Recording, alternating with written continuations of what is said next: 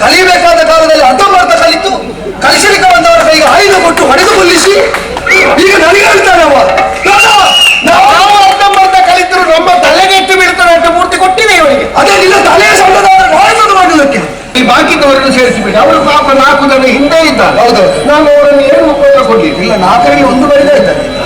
ಸೈನ್ಯ ಹೋದ ನಿನಗೆ ಲೆಕ್ಕ ತಪ್ಪಲಿಕ್ಕೆ ತೊಡಗಿ ಕಾಲ. ಹೌದು, ದೊಡ್ಡ ದೊಡ್ಡವರೆಲ್ಲ ಇದ್ದಾರೆ ಅಂತ ಒಂದೊಂದು ಒಪ್ಪಿಕೊಳ್ಳುವುದು ಬಾರೆ. ಇವರು ಒಟ್ಟಿಗೆ ಆಗೋದು ಕೈಗೊಳ್ಳುದು ಇವತ್ತು ನಮಗೆ ಆಗುದಿಲ್ಲ. ಮತ್ತೆ ಎಂತದ ಕೈಯ ಪ್ರಸಂಗ ಸುಮ್ಮನೆ.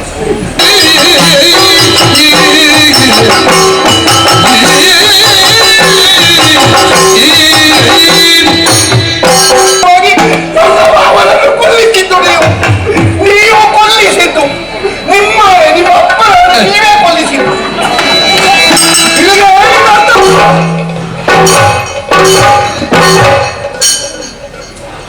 ಏನೋ 2 ವಾಕ್ಯ ಬಾಕಿ ಆಗಿದೆ ಉಂಟಲ್ಲ. ನಾನೇನು ಮಾಡುದು? ನಿನಗೆ ಹಿರಿಯರು ಎಷ್ಟು ಸಲ ಹೇಳ್ತಾ ಇದ್ರು, ಮಗು ಸರಿಯಾದದ್ದೇ ತಿನ್ನು, ಒಳ್ಳೆಯದನ್ನೇ ತಿನ್ನು, ಸ್ವಲ್ಪ ಸ್ವಲ್ಪವೇ ತಿನ್ನು. ನಿನಗೆ ಇದ್ದದೆಲ್ಲ ಬೇಕು, ಕೆಟ್ಟದೆಲ್ಲ ಬೇಕು, ತಿನ್ನದಿರುವುದಕ್ಕಾಗುವುದಿಲ್ಲ. ಸಂಯಮ ಸಂಯಮ ಬಿಡು. ಸಂಯಮ ಸಂಯಮ ಅಂತ ಹೇಳಿ ಕೆಲವರು ಜೀವ ಬಿಟ್ಟು ಸಂಯಮ. ಈಗ ಬಿಟ್ಟದ್ದು ನೀನು ತೆಗೆದದ್ದು. ಈಗ ಸರಿ ಹೇಳಬೇಕು. ಎರಡಾದ್ರೂ ಹೋದದ್ದು ಹೌದಲ್ಲ, ಎರಡಾದ್ರೂ ಹೋದದ್ದು ಹೌದಲ್ಲ. ಹೋಗ್ಲಿ ಅದಲ್ವ. ಈಗ ಬಹಳ ಸೈನ್ಯ ಒಬ್ಬ ಸತ್ತಲ್ಲಿಗೆ ಹತಾಶನಾಗಿ ಗುರುದಾರಿಣಿಯ ಯುದ್ಧವನ್ನು ನಿರ್ವಹಿಸಿದಂತಹ ಭವಿಷ್ಯದ ಚಕ್ರವರ್ತಿ ಪೀಠದಲ್ಲಿ ವಿರಾಜಿತನಾಗುವುದಕ್ಕೆ ಹಂಬಲಿಸಿದ ನೀನು ಎಲ್ಲ ಪ್ರತೀಕ್ಷೆಗಳು ಸತ್ತು ಹೋದವರಂತೆ ಈ ಸೇನೆಯಲ್ಲಿ ಸಮಾಲೋಚನೆಯ ಸಭೆಯಲ್ಲಿ ಹೀಗೆ ಅವರತ ಮುಖಿಯಾಗಿ ಕಣ್ಣೀರು ಸುರಿಸ್ತಾ ಕುಳಿತರೆ ನಿನ್ನನ್ನೇ ಅನುಸರಿಸುವುದಕ್ಕೆ ದೀಕ್ಷಿತರಾದ ಈ ಸೇನಾನಿವಾಸ ಗತಿ ಅಂತದ್ದು. ನಾಯಕರಾದವ ಧೃತಿಯುತನಾಗಿರ್ಬೇಕು. ಕ್ಷತ್ರಿಯನೇ ಹೌದು, ಕ್ಷತ್ರಿಯ ನಾಯಕತ್ವವನ್ನು ವಹಿಸುವವರಲ್ಲಿ ಧೃತಿ ಇರಬೇಕು. ಎಲ್ಲ ಕಳ್ಕೊಂಡ ಈಗ ಸಂಬಂಧಿಕರು ಎಲ್ಲರದ್ದು ಸಾಯಿಲ್ವಾ? ನಾನು ಯಾವಾಗಲೂ ಹೇಳುವ ವಾಕ್ಯ ಬಿಡಿ. ಎಂತದ್ದು? ಮರಳಿ ಮರಳಿ ಪ್ರಯತ್ನವನ್ನು ಮಾಡು. ನನ್ನ ಈಗ ನೀನು ಹೇಳಿದ್ದೇವೆ, ನಾವು ಹೇಳಿದ್ದೇನು ಕೇಳುವುದಿಲ್ಲ. ನೀನು ಹೇಳಿದ್ದೇನು ನಿನಗೆ ನೆನಪು ಮಾಡಿದ್ರಾದ್ರೂ ಕೇಳ್ತೀಯ ಅಂತ ಅದಕ್ಕೆ ಹೇಳುವುದು. ಈಗ ಸತ್ತವ ಭಾವ ಅಲ್ವಾ? ಈಗ ಗುರುಗಳಿಗೆ ಎಂತ ಅಂತ ಹೇಳ್ತೇನೆ ನಾನು. ನೀವು ಆಗಾಗ ಆಗುವುದು ಅಪವಾದ ಹೇಳ್ತೀವಿ. ಎಂತದ್ದು? ನಾವು ಹೇಳಿದ್ದನ್ನು ಕೇಳುವುದಿಲ್ಲ. ನಾವು ಒಂದು ದಿವಸ ಆದರೂ ನೀವು ಹೇಳುವಾಗ ಕೇಳದೇ ಇದ್ದದ್ದು ಉಂಟ. ನಾನು ಉಂಟು. ಎಂತದ್ದು? ಸೈನ್ಯವರನ್ನು ನನ್ನಿಂದ ರಕ್ಷಿಸುವುದಕ್ಕೆ ಆಗುವುದಿಲ್ಲ ಅಂತ ನೆಟ್ಟಾಗಿ ಹೇಳಿದ್ದೆ. ನೀ ಕೇಳಿದ್ಯಾ? ಮತ್ತೆ ಆಯ್ತಲ್ಲ. ಅದು ಯಾರು ಹೇಳಿದ್ದು? ಕೇಳಿದ್ದು ನಾನು ಹೇಳಿದ್ದು, ನೀನು ಕೇಳಿದ್ದಲ್ಲ. ನೀನು ಹೇಳಿದ್ದನ್ನು ನಾನು ಕೇಳಿದ್ದು. ನೀನು ಅದನ್ನು ತಿರುಗಿಸಬೇಡ. ಅಲ್ಲ, ಕೆಲವರೆಲ್ಲ ಹೇಳ್ತಾರೆ ಕೌರವ ನೀತಿ ಕೇಳುವುದಿಲ್ಲ, ನೀತಿ ಕೇಳುವುದಿಲ್ಲ. ಅದನ್ನೇ ಹೇಳಿದ್ದು ನಾನು. ಕಣ್ಣುಗರಿಯಾದ ವೀರಭದ್ರ ದಶನಾಮಧಾರಿಯಾಗಿರುವಾಗ ಕೃಷ್ಣನಂತಹ ಕೃಷ್ಣ ಸಮರ್ಥನಾಗಿ ಬಲ್ಲವನಾಗಿ ಸಾರಥ್ಯವನ್ನು ನಿರ್ವಹಿಸುವಾಗ ಕೃಷ್ಣಾರ್ಜುನರನ್ನು ಏಕರಥದಲ್ಲಿ ಕಂಡ್ರೆ ಪುನರ್ಜನ್ಮ ಇಲ್ಲ ಅಂತ ಕೊಂಡಾಡುವವರು ಈ ಪಕ್ಷದಲ್ಲಿರುವಾಗ ರಥಸ್ಥಂ ಕೇಶವಂ ದೃಷ್ಟ ಪುನರ್ಜನ್ಮ ನವಿದ್ಯತೆ. ಇದು ನಮ್ಮಲ್ಲಿಯ ಕೆಲವರು ಹೇಳುವುದು. ನೀನದನ್ನು ಕೇಳಿದ್ದೇ ಇಲ್ವೋ ಗೊತ್ತಿಲ್ಲ. ಈಗ ಎಂತದ್ದು? ಈಗ ಒಂದು ವಾಕ್ಯವನ್ನು ನಾವು ಒಂದು ವಿಷಯಿಕವಾಗಿ ಆಡಿದ್ರೆ ಅದಕ್ಕೆ ಪ್ರತಿರೋಧವಾಗಿ ನಾವೇ ಮಾಡಬಹುದಾ? ಮಾಡಬಾರ್ದು. 6 ಸೇನೆ ನಮ್ಮ ಸೇನೆಗಾಧಿಪರು ಅಂತ ನಾನು ಪ್ರಾರಂಭ ಮಾಡಿದೆ. ಹೌದು, ಕೇಶವನ ಚಮತ್ಕಾರವನ್ನು ಮುರಿದು ಗಂಗಾಸುತನಾದಂತಹ ಆಚಾರ್ಯ ಭೀಷ್ಮನಲ್ಲದೆ ಬೇರೆ ಯಾರು ಅಲ್ಲ ಅಂತ ನೀವು ಕೊಟ್ಟಿರಿ. ನೋಡು, ಹೇಳಿದ್ದು ಬೇರೆ, ನೀನು ಅರ್ಥ ಮಾಡಿದ್ದು ಬೇರೆ. ಎಂತದ್ದು? ಹರಿಯ ಮಾಯವನ್ನುಳಿದು ನಾನು ಹೇಳಿದ ಹಾಗೆ. ಹೌದು, ದುರವ ನಡೆಸುವನೊಬ್ಬ ಗಾಂಗೆಯ ಶೂರ ಅಂದ. ಹರಿಯ ಮಾಯವನ್ನುಳಿದು ಅಂದ್ರೆ ಏನರ್ಥ? ನೀನೇನು ವಹಿಸಿದ್ದು? ಹರಿಯ ಮಾಯೆಯನ್ನು ಮೀರಿ ಅಂತ. ಅದಲ್ಲ, ಮೀರುವುದಕ್ಕಾಗದ ಹರಿಯ ಮಾಯೆಯಿಂದಲೂ ಬಿಟ್ರೆ ಉಳಿದಂತೆ ಎಲ್ಲರನ್ನು ಎದುರಿಸಬಲ್ಲವ ಗಾಂಗೆಯ ಶೂರ ಅಂತ ನಾನು ಹೇಳಿದ್ದು. ಹೌದು, ಉಳಿದವರಿಗೆ ಕೃಷ್ಣ ಹೇಗೂ ಮೀರುವುದಕ್ಕಾಗುವುದಿಲ್ಲ.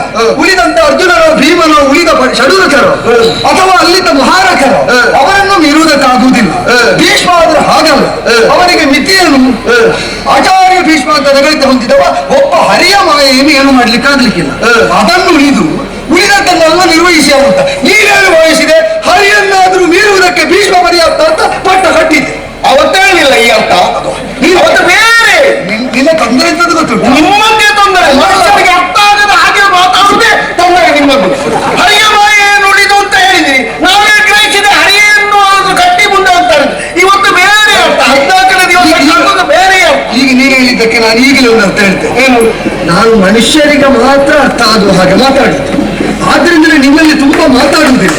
ಆದ್ರೂ ಮಾತಾಡಿಸ್ತೀನಿ. ನಾನು ಮನುಷ್ಯ ಅಲ್ಲ ಅಂತ ನೀನು ಏನು ವಹಿಸಿದ್ದು? ಈ ಪ್ರಪಂಚದಲ್ಲಿ ಮನುಷ್ಯರಲ್ಲದೆ ಇರುವವರು ಇಬ್ಬರು ಮಾತ್ರ, ಒಬ್ಬ ಕೃಷ್ಣ, ಇನ್ನೊಬ್ಬ ನಾನು. ಹಾಗೆಲ್ಲಪ್ಪ ನೀನು ನಾನು ತಿಳಿದದ್ದು ಸರಿತಾಯ್ತು. ನಿನ್ನನ್ನು ನೀನು ಹೇಳ್ಬೇಕಾದ್ರೆ ತಿಳ್ಕೊ, ಅಂತ ಮನುಷ್ಯ ಅಲ್ಲ ನೀನು, ಸಾಮಾನ್ಯ ಮನುಷ್ಯರ ವರ್ಗದಲ್ಲಿ ನೀನಿಲ್ಲ ಅಂತ ನಾನು ನಿಲ್ಲಿಸಿದ್ದ. ಹೌದಾ? ಅಸಾಮಾನ್ಯ ಅಂತ ಆಯ್ತಲ್ಲ. ಆದ್ದರಿಂದಲೇ ನಾನು ಕಡಿಮೆ ಮಾತಾಡುವುದು. ಆದ್ರೂ ಮಾತಾಡಿಸಿ ಮತ್ತೆ ಆಗಲೇ ನಿಮಗೆಲ್ಲ ಎಂತದ್ದು ಗೊತ್ತುಂಟು, ಒಂದು ವಾಕ್ಯ ಇವರು ಹೀಗೆ ಹೇಳಬೇಕು ಅಂತ ಕಾತರಿಸಿ ನೀವು ಮೊದಲೇ ಉತ್ತರ ನಿರ್ಣಯ ಮಾಡಿ ಮಾತುಗೆ ತೊಡಗುದು. ನೀವು ಅಂತ ಹೇಳಿ ಬಾಕಿದವರನ್ನು ಸೇರಿಸಬೇಡಿ. ಅವರು ಪಾಪ 4 ಜನ ಹಿಂದೆ ಇದ್ದಾರೆ. ಹೌದು, ನಾನು ಅವರನ್ನು ಏನು ಉಪಯೋಗ ಕೊಡ್ಲಿ? ಇಲ್ಲ, 4ರಲ್ಲಿ 1 ಬರಿತಾ ಇದ್ದಾರೆ. ಸೈನ್ಯ ಹೋದ ನಿನಗೆ ಲೆಕ್ಕ ತಪ್ಪಲಿಕ್ಕೆ ತೊಡಗಿ ಕಾಲ. ಹೌದು, ದುಶ್ಯಾಸನ ಅಲ್ಲ ಅಲ್ಲ. ನಾನು ಯಾವಾಗ ಒಂದು 4 ಜನ ಒಟ್ಟಿಗೆ ಬೇಕು ಅಂತ ಇಟ್ಟುಕೊಳ್ಳು. ಹೌದು, ನಿಮಗೆಲ್ಲ ಅದೂ ಇಲ್ಲ. ಅಂದ್ರೆ 4 ಜನ ಬೇಕು. ಉಳಿದವರಿಗೆ ಪೀಠ ಇದ್ದು ಅಧಿಕಾರ ಇದ್ರೆ ಎಲ್ಲರೂ ತಾನಾಗಿ ಹಿಂಬಾಲಿಸ್ತಾರೆ. ಪೀಠ ಅಧಿಕಾರ ಯಾವುದಿಲ್ಲದಿದ್ರು ತನಗೆ ವರ್ಚಸ್ಸುಂಟು ಅಂತ ತೋರಿಸುವುದಕ್ಕೆ 4 ಜನವನ್ನು ಹಿಂದೆ ಇಟ್ಟುಕೊಂಡು ನೀನು ಹರಡುವುದು, ಅದು ನನಗೆ ಅರ್ಥ ಆಗ್ತದೆ. ಈಗ ಸೈಂಧವ ಸತ್ತಲ್ಲಿಗೆ ನಷ್ಟ ಅಲ್ಲ ಅಂತ ನಾನು ಹೇಳಿದ್ದಲ್ಲ.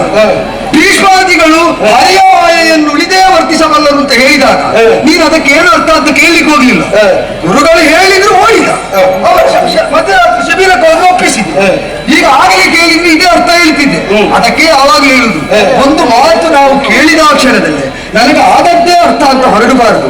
ನನಗೆ ಹೀಗೆ ಅರ್ಥ ಆಯ್ತು ಗುರುಗಳೇ, ನೀವು ಹೇಳಿದಲ್ಲ ಇದೇ ಅಲ್ವೋ ಇದರ ಸರಿಯಾದ ಅರ್ಥ ಅಂತ. ಒಂದು ಮಾತು ಕೇಳಿದ್ರೆ ನಿನ್ನ ಗಂಟು ಮುಳುಗುತ್ತಿತ್ತ, ಈಗ ಸಮಾಧಾನ ಆಯ್ತಲ್ಲ? ಸಮಾಧಾನ ಅಲ್ಲ. ಈಗ ನಾನು ಹೇಳುವುದೇನು ಗೊತ್ತ, ಭಾವ ಸತ್ತದ್ದಕ್ಕೆ ನೀನು ಇಷ್ಟು ದುಃಖಿಸಬೇಕಾದ್ರೆ ಇಲ್ಲಿಯ ತನಕ ಭೀಮನ ಕೈಯಿಂದ ಸತ್ತಂತ ನಿನ್ನ ತಮ್ಮಂದಿರಿಗೆ ನೀನು ಎಷ್ಟು ದುಃಖಿಸಬೇಕಾಗಿತ್ತು? ತಮ್ಮಂದಿರಿಗಿಂತ ಹೋದವರು ಹೋದ್ರು, ಇದ್ದವರನ್ನು ಬದುಕಿಸ್ತೇನೆ ಅಂತ ಯಾರು ಧೈರ್ಯ ಕೊಡ್ಲಿಲ್ಲ. ಯಾರು ಉಳಿತೇನೆ ಅಂತ ನೀವು ಧೈರ್ಯ ಕೊಟ್ಟು ಕೊಂದದ್ದು. ನೀನು ಹೇಳಿದ ಅಷ್ಟು ಮಾಡ್ತೇನೆ ಅಂತಂದಿದ್ದೇನೆ, ಪ್ರಾಮಾಣಿಕವಾಗಿ ಮಾಡಿದ್ದೇನೆ. ಆದರೆ ತಂತ್ರದಿಂದ ಮನುಷ್ಯರ ಪ್ರಯತ್ನವನ್ನು ಮೀರಿ ದೈವ ಅವನನ್ನು ಬಲಿ ತೆಗೆದಲ್ಲಿಗೆ ಯುದ್ಧ ಮುಗಿಯಲಿಲ್ಲ. ನಿನ್ನನ್ನು ಗಾರುಗಡಿಸಿದ ಸುಮಂಡರನ್ನು ಇದೋ ಧನುಷರಗಳನ್ನು ಹೊತ್ತ ಆಚಾರ್ಯ ದ್ರೋಣ ಇನ್ನು ತೊಡಗುವ ಯುದ್ಧದಲ್ಲಿ ನಿಶ್ಚಿತ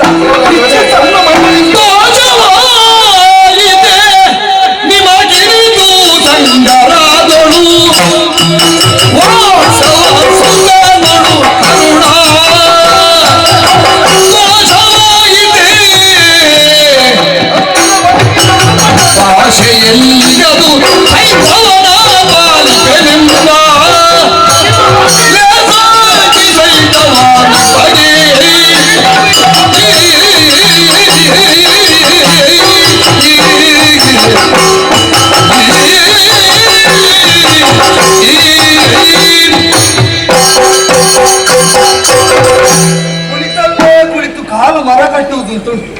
ಅಂತವರಿಗೆ ಸ್ವಲ್ಪ ಸ್ಪರ್ಶ ಜ್ಞಾನ ಬರಲಿಕ್ಕೆ ನೆಲೆ ಎಂತ ವಿಷಯ ಉಂಟು. ಅದು ನನ್ನ ಬದುಕಿನ ರೂಪಕ. ಓ ದೇವರೇ, ಇದಕ್ಕೂ ರೂಪಕ ಅಂತ ಹೇಳ್ತಾರೆ. ಸಾಕು ಬಿಟ್ಟು ತಿಂದಾಕಿ 5 ಗಂಟೆಗೆ ಮಾತ್ರ ಬದುಕಿಗಾಗಲಿ, ತಾಳಕ್ಕಾಗಲಿ, ನಾಟ್ಯಕ್ಕಾಗಲಿ ತಾಳ ಯಾವುದು ಅಂತ ನಿರ್ಣಯ ಆದ್ರೆ ಸಾಲು. ಲಯ ಹೇಗೆ ಅಂತಿರ್ಬೇಕು. ಆ ರೂಪಕ್ಕೊಂದು ಲಯ ಉಂಟು, ಬದುಕಿಗೂ ಉಂಟು. ಅದನ್ನೆಲ್ಲ ತಪ್ಪಿಸಿಕೊಂಡು ಒಟ್ಟು ನಡೆದದ್ದೇ ನಾಟ್ಯ ಅಂತ ಹೋಗ್ತದ. ಯಾವ ತಾಳ ಆದ್ರೂ ಕುಣಿಲಿಕ್ಕೆ ನಾನೇನು? ನೀನು ಕುಣಿಸುವವರು ಅದು ಗೊತ್ತಾಗ್ತದೆ ನನಗೆ. ನೀ ಕುಣಿಯುವವಲ್ಲ, ಉಳಿದವರನ್ನು ಕುಣಿಸುವವ. ಗುರುಗಳೇ, ಎಂತ ಸಂಕಟ ಆಗ್ತದೆ ಗೊತ್ತುಂಟು ನನಗೆ. ನನಗೆ ಗೊತ್ತಾಯ್ತು, ನಿನ್ನ ಕಣ್ಣಲ್ಲಿ ಸ್ವಲ್ಪ ನೀರು ಅಪರೂಪಕ್ಕೆ ಕಂಡೆವು. ನಾವು ಹನ್ನೊಂದಾಕ್ಷವಾಗಿ ತಯಾರು ಮಾಡಿದೆವು. ಹೌದು, ತೊಡಗುವಾದಷ್ಟಿತ್ತು. ಸಾಯದೇ ಇರುವವರು ಹೌದು ಅಂತ ಇದ್ರೆ ಬೇಕಿತ್ತು. ಎಲ್ಲ ಸಾಯ್ತಾರೆ ಅಂತ ಮೊದಲೇ ನಿನಗೆ ತೊಡಗುವ ಮೊದಲು ಗೊತ್ತಿತ್ತು. ಹೌದಲ್ಲ? ಹೌದು, ಒಂದು ಇಟ್ಟಾದ್ರೂ ಇರಲಿ. ಹೌದು, ಆಕೆ ಪಕ್ಷದಲ್ಲಿಯೂ ಕೃಷ್ಣನಂತಹ ದೇವರಿದ್ರು 7 ಲಕ್ಷ ಹಿಡಿ ಇದ್ರು. ನಿಮ್ಮ ಎಣಿಕೆ ಇದ್ದದ್ದು ಪೂರ್ತಿ ಸಾಯುವ ಮೊದಲು ನಿನಗೆ ಬೇಕಾದ ಏನಾದ್ರೂ ಸಾಧಿಸಲಿ. ಹೌದಾ? ಹೌದಾ? ಹೌದು. ಈಗ ಒಂದು ತೆಪ್ಪವನ್ನು ನಿಲ್ಲಿಸಿಕೊಂಡು ನಾವು ದಾಟುತ್ತೇವೆ. ತೆಪ್ಪ ದಿನಾಲ ಒಟ್ಟಿಗೆ ಇರ್ತದೆ ಅಂತಲ್ಲ, ದಾಟುವುದಕ್ಕೊಂದು ಮಾಧ್ಯಮವಾಗಿ ಅದು ಬೇಕೊಟ್ಟೆ. ನಾವು ದಾಟಿದ ಮೇಲೆ ಅದು ಉಳಿದಿದ್ರು ನಮ್ಗೆ ದೊಡ್ಡ ಚಿಂತೆ ಇಲ್ಲ. ಹೌದು, ನಾವು ದಾಟಿದ ತೆಪ್ಪದವರನ್ನು ಶಾಶ್ವತವಾಗಿ ಹೀಗೆ ದಾಟಿಸ್ತಾ ಇರಪ್ಪ ಅಂತ ಹರಸೆ ಬರುವುದು ನಿನ್ನ ಯೋಚನೆ ಆಗಲ್ಲ. ರಾಜನೀತಿ ಇದ್ದಲ್ವೋ, ನಾವು ದಾಟಿದ ಮೇಲೆ ಹೋಗಿ ಉಳಿಗಿದ್ರು ತೊಂದರೆ ಇಲ್ಲ ಅಂತ. ಒಂದು ತೆಪ್ಪ ಜೀವನ ಪರ್ಯಂತರ ಬರಬೇಕು ಅಂತಲ್ಲ, ತೆಪ್ಪ ಕಟ್ಟುವವರಿಗೆ ಮತ್ತೆ ಬೇಕಲ್ಲ. ಉದ್ಯೋಗ, ಅದಕ್ಕಾಗಿ ಬೇರೆ ಬೇರೆ ತೆಪ್ಪ ಮಾಡ್ತೇವೆ. ದಾಟುವವರೆಲ್ಲ ನಮಗೆ ಬೇಕಾದ ತೆಪ್ಪ ಒದಗಿಸುವವರು ಇದ್ದಾರೆ ಅಂತ ಆದ್ರೆ ಎಷ್ಟು ಮುಳುಗಿದ್ರೇನು ಎಷ್ಟು ತೇಲಿದ್ರೇನು ನಮ್ಮದು ವಿಶ್ವಾಸದಲ್ಲಿ ಆ ತಲೆಮುಡಲೇ ಇಲ್ಲದೆ ಇರುವಂತಹ ಅರ್ಜುನ ಏನಕ್ಕೇನೋ ಪ್ರಕಾರ ಏನೋ ತಕೊಂಡು ಬಂದು ಭಾಷೆ ಹಾಕಿದ. ಅವನ ಮಗನಾದಂತಹ ಅಭಿಮನ್ಯು ಸತ್ತ. ಹೌದು. ಈಗ ಮಗ ಸತ್ತರೆ ಅಪ್ಪನಿಗೆ ದುಃಖ ಆಗ್ಬೇಕು. ಹೌದು. ಆದ್ರೆ ದುಃಖ ಆಗುವ ಎಡೆಯಲ್ಲಿ ಒಂದು ವಿಮರ್ಶೆ ಬೇಡವಾ? ಒಟ್ಟು ಅವನ ಮಗನಾದಂತಹ ಅಭಿಮನ್ಯು ಸಾಯಲಿಕ್ಕೆ ಮುಖ್ಯ ಕಾರಣ ಯಾರು? ಯಾರು ಮುಖ್ಯ ಕಾರಣ? ನೀವು ಕಾರಣ. ನೀವು ನಮ್ಮಲ್ಲಿ ಹೇಳಿದ ಮಾತೇ ಅದಕ್ಕೆ ಸಾಕ್ಷಿ. ಅರ್ಜುನನೊಬ್ಬ ತಪ್ಪಿದ್ದಾರೆ, ಮಿಕ್ಕ ದೂರ್ಜಟಿಯಾದರೂ ನನಗೆ ಲೆಕ್ಕವೇ ಹೇಳಿ ಚಕ್ರವ್ಯೂಹವನ್ನು ಬಲಿದು ಭಾವನಾದ ಜಯದ್ರಥನನ್ನು ದ್ವಾರದ ಬಾಗಿಲಿಗೆ ನಿಲ್ಲಿಸಿ ಯಾರಾದರೂ ಒಬ್ಬರನ್ನು ಬಲಿಗೊಳ್ಳಲೇಬೇಕು ಅಂತ ಹೇಳಿ ನೀವು ಮಾಡಿದಂತಹ ಷಡ್ಯಂತ್ರದಲ್ಲಿ ಷಡುರಥನನ್ನಾಗಿ ಅಭಿಮನ್ಯುವನ್ನು ಹೊಡೆದುಕೊಂಡರು. ಮುಖ್ಯ ಕಾರಣ ಸ್ಥಾನದಲ್ಲಿರುವುದು ನೀವು. ಅಭಿಮನ್ಯುವಿನ ಮರಣಕ್ಕೆ ಕಾರಣ ಒಂದು ಸ್ವಲ್ಪ ತಲೆಯಲ್ಲಿ ಮೆದುಳು ಎನ್ನುವಂತಹ ಒಂದು ಶಬ್ದ ಇದ್ರೆ ಅರ್ಜುನ ನಿಮ್ಮನ್ನು ಕೊಲ್ತೇನೆ ಅಂತ ಪ್ರತಿಜ್ಞೆ ಮಾಡಬೇಕಿತ್ತು. ಯಥಾರ್ಥ ಹೇಳುತ್ತಿದ್ದೆ. ನಿಮ್ಮದು ಗುರು ಶಿಷ್ಯರ ಸಂಬಂಧ, ನೀವು ಅವನನ್ನು ಬಿಟ್ಟುಕೊಡುವುದಿಲ್ಲ, ಅವ ನಿಮ್ಮನ್ನು ಬಿಟ್ಟುಕೊಡುವುದಿಲ್ಲ. ಏನೇನು ಮಾಡಿದ್ದು ಸುಮ್ಮನೆ ಬಾಕಿದವನ ಕಣ್ಣು ಕಟ್ಟಲಿಕ್ಕೆ ಅವ ಬರುವಾಗ ನಮಸ್ಕಾರ ಮಾಡಿದಾಗ ಹೋಗು ಹೋಗು ಅಂತ ಹೇಳಿ ಆಶೀರ್ವಾದ ಮಾಡಿ. ನೀನೆಂತದ್ದು ಹೇಳುದು? ನಿನ್ನ ಭಾವರೊಟ್ಟಿಗೆ ನಿನ್ನ ಗುರು ಸಾಯಬೇಕಿತ್ತು. ಸಾಯಬೇಕು ಅಂತುಂಟಲ್ಲ, ನನ್ನ ಭಾವನನ್ನು ಯಥಾರ್ಥವಾಗಿಯೂ ನೀವು ನಿಮ್ಮ ಶಿಷ್ಯರಲ್ಲಿ ಕೊಲ್ಲಿಸಿ ಯೋಚನೆ ಮಾಡ. ನನಗೆ ಅರ್ಥ ಆಗ್ಲಿಲ್ಲ ಅದು. ಅವನ ಭಾವ ಎಲ್ಲಿ ಓಡದ ಹಾಗೆ ಕೂಡಿ ಹಾಕಿಕೊಂಡದ್ದು ಅಂತ ಮೊದಲೊಬ್ಬ ಹೇಳಿದ್ದಾರೆ, ಯಾರಲ್ಲಿಯೂ ಹೇಳೋದಿಲ್ಲ, ನೀನು ಕೋಣೆಯಲ್ಲಿದ್ದು ಅಂತ. ಅವರನ್ನು ಕೊಲ್ಲಿಕ್ಕೆ ಬರುವವರಲ್ಲಿ ತೋರಿಸಿ ಹೂವ ಕೋಣೆಯಲ್ಲಿ ನೀವು ಬೇಕು ಅಂತಲೇ ಸೂಜಿ ಯುವದಲ್ಲಿ ನನ್ನ ಭಾವನನ್ನು ನಿಲ್ಲಿಸಿ ಅರ್ಜುನನನ್ನು ನೆಚ್ಚಿನ ಮೆಚ್ಚಿನ ಶಿಷ್ಯರ ಮೂಲಕವಾಗಿ ನನ್ನ ಭಾವನನ್ನು ಕೊಲ್ಲಿಸಿದ್ದು ನೀವು ಕೊಲ್ಲಿಸಿದ್ದು ನಿಮ್ಮ ಅಪ್ಪನ ನೀವೇ ಕೊಲ್ಲಿಸಿದ್ದು.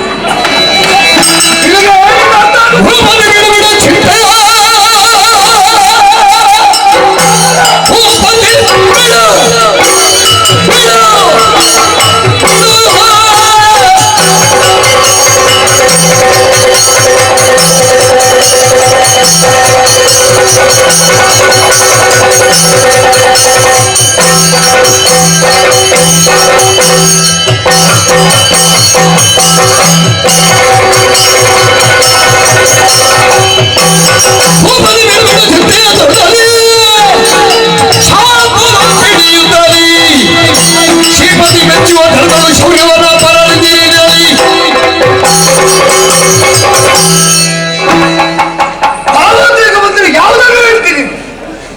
ಒಂದು ಚಿಂತೆ ಬಿಡುವುದೇ ಹೇಳುವುದಕ್ಕೆ ಬಂದರೆ ಶಾಸ್ತ್ರ ಹೇಳುವವರು ಬೈಬಲ್ ಬಂತು. ನಾನು ಧರ್ಮರಾಯನನ್ನು ಸೆರೆ ಹಿಡಿಯುವುದಕ್ಕೆ ಚಕ್ರವ್ಯೂಹವೇ ಯಾಕೆ ರಚಿಸಿದ್ದು? ಅದು ಗೊತ್ತುಂಟ? ನೀನು ಮೂಲ ಶೋಧಿಸುವುದಕ್ಕೆ ಹೊರಟದಲ್ವಾ? ನಾಳೆಯ ದೂರದಲ್ಲಿ ಧರ್ಮರಾಯನನ್ನು ಸೆರೆ ಹಿಡಿಯುವುದು ಹೇಗೆ ಗುರುಗಳೇ ಅಂತ ಬೆನ್ನು ಬಿದ್ದದ್ದು ಯಾರು?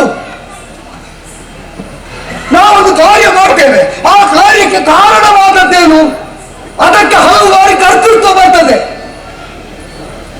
ವ್ಯೂಹದ್ವಾರದಲ್ಲಿ ಸೈನ್ಯವ ನಿಂತರೆ ಪಶುಪತಿಯಿಂದ ಅವನಿಗೆ ಅನುಗ್ರಹ ಉಂಟು. ಅರ್ಜುನನನ್ನು ಉಳಿದು ಮತ್ತೆ ನಾಲ್ವರನ್ನು ಒಂದು ದಿನದ ಮಟ್ಟಿಗೆ ಮೀಯಬಲ್ಲ ಯೋಗ್ಯತೆ ನಿನಗೆ ಸಿದ್ಧಿಸಲಿ ಅಂತ. ಚಕ್ರವ್ಯೂಹದಲ್ಲಿ ನಿರ್ಣಾಯಕವಾದದ್ದು ವ್ಯೂಹದ ದ್ವಾರ. ಅರ್ಜುನನನ್ನು ತಪ್ಪಿಸಿದ ಮೇಲೆ ಯಾರು ಬಂದರು? ಆ ನಾಲ್ವರು ಪಾಂಡವರಲ್ಲಿ ಸೈನ್ಯವ ತಡೆಯುತ್ತಾನೆ. ಒಳಗೆ ಬರುವುದಕ್ಕೆ ಆಗುವುದಿಲ್ಲ. ಧರ್ಮದ ಸೋತು ಸೆರೆಯಾಗ್ತಾನೆ. ಈ ವಿಶ್ವಾಸದಲ್ಲಿ ಚಕ್ರವ್ಯೂಹ ನಿರ್ಮಾಣ ಮಾಡಿತು. ನಮ್ಮ ಇಳಿಕೆ ತಪ್ಪಿದಲ್ಲಿ ಪೂರ್ತಿ ಗೊತ್ತಿಲ್ಲದಿದ್ದ ಅತ್ಯುತ್ಸಾಹದಿಂದ ಅಭಿಮನ್ಯು ಕುಮಾರ ಬಂದ. ಅಭಿಮನ್ಯುವಿನ ಬೆಂಬಲಿಗರಾಗಿ ಬಂದದ್ದು ಭೀಮನ ಕುಲ ಸಹದೇವರು. ಅಭಿಮನ್ಯು ಬದುಕುತ್ತಾ ಇದ್ದ. ಯಾವಾಗ ಅಭಿಮನ್ಯು ಭೇದಿಸಿದ ವ್ಯೂಹದ ಜೊತೆಯಲ್ಲಿ ಈ ಭೀಮನ ಕುಲ ಸಹದೇವರು ಅವನ ಅಂಗರಕ್ಷಕ ಜೊತೆಯಾಗಿ ಬಂದಿದ್ರೆ ಯಾರಿಗೂ ಏನು ಮಾಡ್ಲಿಕ್ಕೆ ಆಗ್ತಿರ್ಲಿಲ್ಲ. ಅವರು ವಾರದಾಗ ಮಾಡಿದ್ಯಾರು? ಸೈನ್ಯವನಿಗಿದ್ದವ ಸೈನ್ಯವನಿಗೆ ಉಂಟು ಅಂತ ಹೇಳಿ ಒಟ್ಟು ಮಾಡಿ ಅವನನ್ನು ನಿಲ್ಲಿಸುವುದಕ್ಕೆ ಸೂಚಿಸಿದ್ಯಾರು? ಈಗ ಅವರು ಯುದ್ಧದಲ್ಲಿ ನಿಲ್ಲಿಸಿದ್ಯಾರು? ನೀವು ಹೇಳಿದ್ದರಿಂದ ನಿಲ್ಲಿಸಿದ್ದು ಅಲ್ಲ. ಯುದ್ಧ ತೊಡಗುವಾಗ ನಿನ್ನ ಭಾವ ಬಂದದ್ದು ಯಾಕೆ? ಅದು ನಮ್ಮ ಪಕ್ಷ ಅಲ್ವಾ? ಅದೇ ಪಕ್ಷದಲ್ಲಿ ಬಂದದ್ದಕ್ಕೆ ಸಮರ ಅಧ್ಯಕ್ಷರು ನೀವು ದೈವರಿಗೆ ತೋರಿಸಿಕೊಂಡದ್ದು ಸಾಯಲಿಕ್ಕಿರುವ ಕುರಿ ಅಂತ. ಇಲ್ಲ ಕಟ್ಟಿದ್ದು ತಕ್ಕೊಂಡು ನೀನು ಕುರಿಗಳಲ್ಲಿ ಒಟ್ಟು ಮಾಡಿದ 11 ಲಕ್ಷ ಇಲ್ಲಿ ಮಾತಾಡ್ತಾರವ. ಕೆಲವು ಕುರಿ ಉಂಟು. ಹೌದು ಹೌದಂತೆ. ನೀನು ಯಾವ ಕುರಿ ಹೇಳುದು? ಇವ ಒಂದೊಂದು ಹೇಳ್ತಾರೆ ಅದಕ್ಕೆ ಶಬ್ದ ಇರ್ತದ್ದು ಅಂತ ಇವನಿಗೆ ಗೊತ್ತು. ಬೇಡದಿದ್ದ ಕುರಿಯನ್ನು ಅವನು ತಂದು ಇಲ್ಲಿ ಸೇರಿಸುವುದಿಲ್ಲ ಅದಲ್ಲ. ಅವನನ್ನು ಮರಣ ಸಹಿತವಾದದ್ದು ಎಂಬುದರಿಂದ ಸಮರ ಅನ್ನದ್ದು. ಅಂದ್ರೆ ಸಾಯುವ ಸಾಧ್ಯತೆ ಯಾರಿಗಾದರೂ ಇದ್ದದ್ದು. ನಿನ್ನ ಬಾಳ ಮಾತ್ರ ಸಂಬಂಧಿಯ ನಿನ್ನ ಸೋದರರನ್ನು ಹೇಳಿದ್ದ ಅದಕ್ಕೆ ಎಲ್ಲರೂ ಅವರವರ ಸಂಬಂಧಿಕರನ್ನು ಕಳೆದುಕೊಂಡು ಆ ಹತಾಶೆಯನ್ನು ಸೋದರರಾದರೂ ಸುಮಾರು ಇದ್ದಾರಲ್ಲ, ಬಹಳ ಅಪ್ಪರ್ವ ಇರುವುದು. ಒಬ್ಬರು ಮಕ್ಕಳಿದ್ದವರನ್ನು ಯುದ್ಧಕ್ಕೆ ಬರುವುದು ಬೇಡ ಅಂತ ಹೇಳಿದ್ದೆ ನೀನು. ನನ್ನ ತಂಗಿ ಕೂಗ್ತಾ ಇದ್ದಾರೆ. ಯಾರ ತಾಯಂದಿರು ತಂಗಿಯಂದಿರು ಹೆಣ್ಣಿನ ಮಕ್ಕಳ ಕೂಗ್ತಾ ಇದ್ದಾರೆ ಕೇಳಿದ್ಯಾ? ಅವರು ನನ್ನ ತಂಗಿ ಅಂದಿರೋಲ್ಲ. ಅದ ಮತ್ತೆ ಈಗ ನನ್ನಂತಕ್ಕೆ ನೀನು ಕಾಣಿಸುವುದು. ಹೇಳಿದ್ದಲ್ಲ ಬದುಕಿದ್ದೇನೆ ಅಂತ. ಯಾವುದಕ್ಕೆ ಬದುಕಿದ್ದೇನೆ ಅಂತ ಹೇಳಿದ್ದಲ್ಲ. ಹೇಳಿದ್ರೆ ಇನ್ನು ಬದುಕಿಸ್ತಾರೆ ಅಂತ ಭಾವಿಸಿದ್ಯಾ? ಇದು ನೀನು ನನ್ನನ್ನು ಏನಾದರೂ ನಿನಗೆ ಬೇಕಾದಂತೆ ಕಾರ್ಯ ಸಾಧಿಸುವುದನ್ನು ಪ್ರತಿಜ್ಞಾವಾಕ್ಯವಾಗಿ ಹೇಳಿಸ್ತೇನೆ ಅಂತ ಹೊರಟಿದ್ರೆ ಭೂಪತಿ ತುಲಾಚಿತ್ತೇನು. ಯಾಕೆ ಅಂದ್ರೆ ದೇವರನ್ನಾದರೂ ಒಪ್ಪಿಸಬಹುದು ನಿನ್ನನ್ನು ಅಂತ ಗೊತ್ತಾದ ಕ್ಷಣ ಇದು. ಆಚಾರ್ಯ ದ್ರೋಣರು ಈ ಹಸಿರಾವತಿಗೆ ಕಾಲಿಟ್ಟ ಮೇಲೆ ಅನುಸರಿಸಿದ್ದು ಸ್ವಾಮಿ ನಿಷ್ಠೆಯನ್ನು ಕಲಿತದ್ದು ಆಚಾರ್ಯ ಭೀಷ್ಮರಿಂದ. ತ್ರಿಪಥನಾನಂದನರಾದ ಅವರ ಬದುಕಿನ ಪರಿಯನ್ನು ಅನುಸರಿಸ್ತಾ ಬದುಕಿನಂತಹ ನಾನು ಗೌರವಿಸಿದ್ದಕ್ಕಿಂತ ಹೆಚ್ಚು ಬ್ರಾಹ್ಮಣನಾಗಿ ರಕ್ತ ಹರಿಸಿದ್ದೇನೆ. ಕಣ್ಣು ಕಾಣುವುದಿಲ್ಲ ಅಲ್ಲ ನಿನಗೆ? ನಾನು ಕಲಿತದ್ದು ಯಾರಿಗೂ ಹೊಗೆಯುವುದಕ್ಕೂ ಕೊಲ್ಲುವುದಕ್ಕಲ್ಲ, ನಿನ್ನಂತ ಮಕ್ಕಳಿಗೆ ಕಲಿಯುವುದಕ್ಕೆ. ಕಲಿಯಬೇಕಾದ ಕಾಲದಲ್ಲಿ ಅರ್ಧಂಬರ್ಧ ಕಲಿತು ಕಲಿಸಲಿಕ್ಕೆ ಬಂದವರ ಕೈಗೆ ಆಯುಧ ಕೊಟ್ಟು ಹೊಡೆದು ಕೊಲ್ಲಿಸಿ ಈಗ ನನಗೆ ಹೇಳ್ತಾನೆ ಅವ ನಾವು ಅರ್ಧಂಬರ್ಧ ಕಲಿತರು ನಮ್ಮ ತಲೆಗೆ ಇಟ್ಟು ಬಿಡ್ತಾರೆ ಅಂತ ಪೂರ್ತಿ ಕೊಟ್ಟಿದೆ ಇವರಿಗೆ. ಅದೇ ನಿನ್ನ ತಲೆಯ ಸಣ್ಣದಾದ ರಾಯವನ್ನು ಮಾಡುವುದಕ್ಕೆ ಸೃಷ್ಟಿಯೇ ಸರಿ ಇಲ್ಲ ಹೇಳುವುದಕ್ಕಾಗ್ತದೆ. ಅದಕ್ಕೆ ನಾನು ಹೇಳಿದ್ದು ಇನ್ನು ನಿನ್ನನ್ನು ಮೆಚ್ಚಿಸುವುದಂತ ಹೋರಾಟ ಇಲ್ಲ. ಮುಂದೆ ಅನ್ನದ ಕೃತಜ್ಞತೆಯನ್ನುಂಟಲ್ಲ ನೀನು ಛೇಡಿಸಿ ಚುಚ್ಚಿ ಮಾತಾಡಿದೆಯಲ್ಲ, ಆಯುಧ ಕೈಯಲ್ಲಿ ಹಿಡಿದು ಕವಚ ಬಿಗಿದು ಹಗಲು ರಾತ್ರಿಗಳನ್ನು ನೀಗಿ ಹಗಲನ್ನು ರಾತ್ರಿಯಾಗಿಸಿ ರಾತ್ರಿಯನ್ನು ಹಗಲಾಗಿಸಿ ಯುವ ಮಧ್ಯದಲ್ಲಿದ್ದ ಸೈನ್ಯವರನ್ನು ಹೊಡೆದು ಕೊಲ್ಲುವುದಕ್ಕೆ ಕೃಷ್ಣ ಸಹಾಯ ಮಾಡಿದರಲ್ಲ. ಇನ್ನು ಹಗಲು ಯುದ್ಧ ಮಾತ್ರ, ರಾತ್ರಿ ಇಲ್ಲ ಎಂಬ ನಿಯಮ ಇಲ್ಲ ದ್ರೋಣ ಸೇನಾಧಿಪತ್ಯದಲ್ಲಿ. ಈ ಸಾಯಂಸತೆಯಲ್ಲಿ ಹೊರಡುತ್ತಾರೆ. ಆ ಶ್ರೀಪತಿ ಎದುರಾಳಿಯ ಸಾರಥಿಯಾಗಿರುವವನು ಮೆಚ್ಚಿ ಬಲ ಬಲ ಅನ್ನುವ ತನಕ ದ್ರೋಣ ವಿಕ್ರಮದ ವಿಷಕ್ಕೆ ದೌರ್ಬಲ್ಯವಾಗಿ ಉರಿಯುವುದನ್ನು ತೋರಿಸಿಕೊಡ್ತಾನೆ. ಇದು ದ್ರೋಣ ವಚನ. ನೀನು ಮೆಚ್ಚಲಿಕ್ಕೆಲ್ಲ ಎದುರಾಳಿ ಮೆಚ್ಚುವಂತೆ. ಇನ್ನು ಎಂತ ಮಾಡ್ತೀರಿ ಇದ್ದರೆ ಈಗ ಎಷ್ಟು ಮಾಡಬೇಕು? ಏನ್ ಮಾಡ್ತೀರಿ? ಮತ್ಸ್ಯ ವಿರಾಟ ರೂಪದನು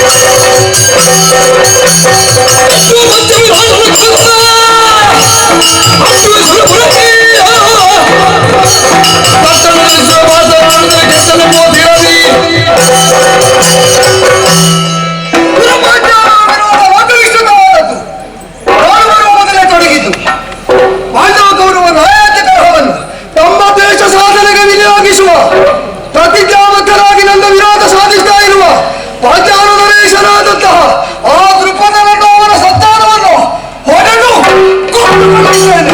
ಇಲ್ಲದಿದ್ದರೆ ಕಟ್ಟಿ ತಂದು ಕೆಡ ಹಾಕ್ತೇನೆ. ಮತ್ತೊಬ್ಬ ವಿರಾಟ ಈ ಪಾಂಡವ ಸಹಾಯ ಮಾಡಿ ಪಾಂಡವರ ಮೊಮ್ಮಗನಿಗೆ ತಾನು ಹೆಣ್ಣು ಕೊಟ್ಟು ಅವರನ್ನು ಸಮರೋದ್ಯೋಗಕ್ಕೆ ಉದ್ದೀಪಿಸ್ತಾ ಇರುವವನು ಆ ವಿರಾಟ ನರೇಶನನ್ನು ಇದ್ದಲ್ಲಿದ್ದ ಹೊಡೆಗೊಡಿ ತಂದು ಕಾಲಿಗೆ ಕೆಡ ಹಾಕ್ತೇನೆ. ಇಲ್ಲದಿದ್ದರೆ ಹಾರಿಸಿದ ತಲೆದಿಂದ ಕಾಲಿಗೆ ಕೆಡ ಹೊಡೆ ಮಾಡ್ತೇನೆ. ಅವರ ಸಂತಾನ ಕಡೆ ಸರ್ವನಾಶವಾಗುವ ತನಕ ಕಟ್ಟಿದ ಕವಚ ಬಿಚ್ಚುವುದಿಲ್ಲ. ಇದು ನಿನಗಲ್ಲ, ದೇವರು ಮೆಚ್ಚುವ ಹಾಗೆ ಸಾಯುವ ಮೊದಲು ದೃಢ ಸಹಾಯಕ ಮಾಡುವ ಸಮರ ಗತಿಲಿ.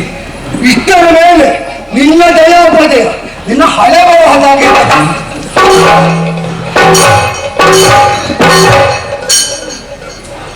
ಏನೋ 2 ವಾಕ್ಯ ಬಾಕಿ ಆಗಿದೆ. ಗೌರವ ಇಲ್ಲಿ ಬಾ, ಇಲ್ಲಿ ಬಾ. ಅಶ್ವತ್ಥಾಮ ಇಲ್ಲಿದ್ದಾನೆ ಅಂತ ಗೊತ್ತುಂಟ? ಹುಡುಕಿಸುವಾಗ ನಾನು ನೋಡ್ಲಿಲ್ಲ ಇವತ್ತು ಬೆಳಿಗ್ಗೆ. ನಿನಗೆ ಬೇಕಾದ್ರೆ ಹುಡುಕಿಸಬೇಕು. ಹೇಳಬೇಕಾದ ನನ್ನ ಮಾತನ್ನು ದ್ರುಪದನನ್ನು ವಿರಾಟನನ್ನು ಸಮರ ಮುಖದಲ್ಲಿ ಸೋಲಿಸಿಯೋ ಕಲ್ಲಾವಿರುವುದಕ್ಕೆ ಹೊರಟ ದ್ರೋಣನ ಮಗ ಹೌದು ಅಂತಾದ್ರೆ ಆ ವಿರಾಟ ಸೂನುಗಳು ದ್ರುಪದನ ಮಕ್ಕಳು ರಣಮಂಡಲದಲ್ಲಿ ಎಲ್ಲಿ ಕಂಡು ಹಗಲ ರಾತ್ರಿಗಳಂತ ನೋಡದೆ ಈ ಕ್ಷಣದಲ್ಲಿ ತೊಡಗಿ ಸಿಕ್ಕಿದವರನ್ನು ಸದೆ ಹೊಡೆಯಬೇಕು. ಇದು ನೀನು ಹೇಳುವಾಗ ನಿನಗೆ ಮಾಡುವ ಕೆಲಸ ಅಂತ ಹೇಳಬೇಡ. ನಿನ್ನ ಅಪ್ಪನಿಗೆ ಮಗನಾದದ್ದಕ್ಕೆ ಅವರ ಅನ್ನದ ಋಣವನ್ನು ತೀರಿಸುವುದಕ್ಕೆ ನೀ ಮಾಡಬೇಕಾದ ಕರ್ತವ್ಯ ಅಂತ ನನ್ನ ಮಗನಿಗೆ ನೀನು ಹೇಳಬೇಕು. ಅಂದ್ರೆ ಇದನ್ನು ಯಾಕೆ ಹೇಳಿದ್ದು ಗೊತ್ತುಂಟ? ಅಪ್ಪನನ್ನು ಮೀರುವ ಮಗನ ಕೈಯಲ್ಲಿ ನನ್ನ ಮಗನಿಗೆ ನಾ ಸಂದೇಶ ಕೊಡುವುದು ಅದು ನನಗೆ ನೆನಪುಂಟು. ಆದ್ರಿಂದ ನಿನ್ನ ಮಾತಿಗೂ ನನ್ನ ಮಾತಿಗೂ ಅಜಕ್ಕೂ ಗಜಕ್ಕೂ ಇರುವಷ್ಟು ಅಂತರ ಉಂಟು. ನನ್ನ ಮಾತನ್ನು ಹಾಗೆ ಹೇಳಬೇಕು. ತಿರುಗಿಸಿದ್ರೆ ನಿನ್ನ ಅದೃಷ್ಟ ಅಷ್ಟು ತಿರುಗುತ್ತದೆ, ನೆನಪಿಟ್ಟುಕೋ.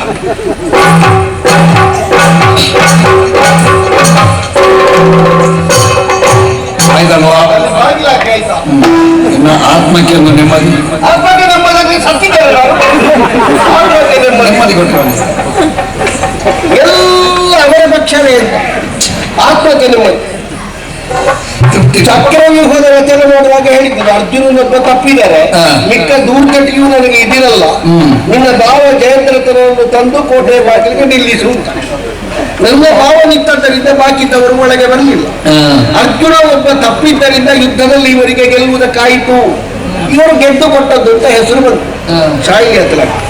ನನ್ನ ಭಾವವನ್ನು ದೃಷ್ಟಿಸಿ ಕೊಡ್ತೇನೆ ಅಂತ ಅವರು ಪ್ರತಿಜ್ಞೆ ಮಾಡಿದಾಗ ಪಾಪ ಹೆದರಿ ಊರಿಗೆ ಹೋಗ್ತೇನೆ ಅಂತ ಹೊರಟಿದ್ದ ಭಾವ ಅವರ ಹೆಣ ಮಸಣಕ್ಕೆ ಹೋಗುವ ಹಾಗೆ ಮಾಡಿದ್ರು. ದೊಡ್ಡ ದೊಡ್ಡವರೆಲ್ಲ ಇದ್ದಾರೆ ಅಂತ ಒಂದೊಂದು ಒಪ್ಪಿಕೊಳ್ಳುವುದು ಮಾರೆ. ಇವರು ಒಟ್ಟಿಗೆ ಆಗುವಾಗ ಕೈ ಕೊಡುದು. ಇವತ್ತು ನಮಗೆ ಆಗುದಿಲ್ಲ. ಮತ್ತೆ ಎಂತದ ಕೈಯ ಪ್ರಸಂಗ ಸುಮ್ಮನೆ. ಈಗ ಹೇಳ್ತಾರೆ ಮತ್ತೆ ನಾನು ಸ್ವಲ್ಪ ಇವತ್ತು ಅವರಿಗೆ ನೋವಾಗುವಾಗ ಮಾತಾಡಿದೆ. ಹೌದಾ? ಇಲ್ಲದಿದ್ರೆ ನೀವು ಒಂದು ನೆನಪಿಟ್ಟುಕೊಳ್ಳಿ, ಇನ್ನು ಆಚೆ ಹೋಗಿ ಹೇಳಬೇಡಿ ಯಾರಲ್ಲಿ. ಬ್ರಾಹ್ಮಣರಲ್ಲಿ ಮಾತಾಡುವಾಗ ಅವರಿಗೆ ಸ್ವಲ್ಪ ಬಿಸಿ ಮುಟ್ಟಿಸಿದ್ರೆ ಮಾತ್ರ ಅವರು ಏನಾದ್ರೂ ಮಾಡುದು, ಆಯ್ತಾ? ಕೆಲಸವನ್ನು ಸುಮ್ಮನೆ ನಗುನಗುತ್ತಾ ಮಾತಾಡಿದ್ರೆ ಅವರು ಹಾಗೆ ಅತ್ಯಂತದಿಲ್ಲ ಅಂತ ಹೇಳ್ತಿದ್ರು. ಈ ಬ್ರಾಹ್ಮಣನಿಗೆ ಸ್ವಲ್ಪ ಬಿಸಿ ಆಗಿದೆಯೋ ಎಂತದ್ದು ಅಂತ ನಮ್ಗೆ ಒಂದೇ ಸಣ್ಣ ಸಂಶಯ ಮಾರಾಯ. ಅವರು ಯಾರನ್ನು ಕೊಲ್ತೇವೆ ಅಂತ ಹೇಳಿದ್ದು? ವಿರಾಟನನ್ನು ಮತ್ತೆ ದ್ರುಪದನನ್ನು ಹಳೆ ಮುದುಕರನ್ನು ತೆಗೆದು ಇವರು ಮುಗಿಸ್ತಾರೋ ಹೇಗೆ? ಆ ಮಾಣಿಯೊಂದು ಪಾಪ ಭಾರಿ ದುಡಿತದೆ ಮಾತ್ರ. ಅಶ್ವತ್ಥಾಮ ಒಂದೊಂದು ಜನ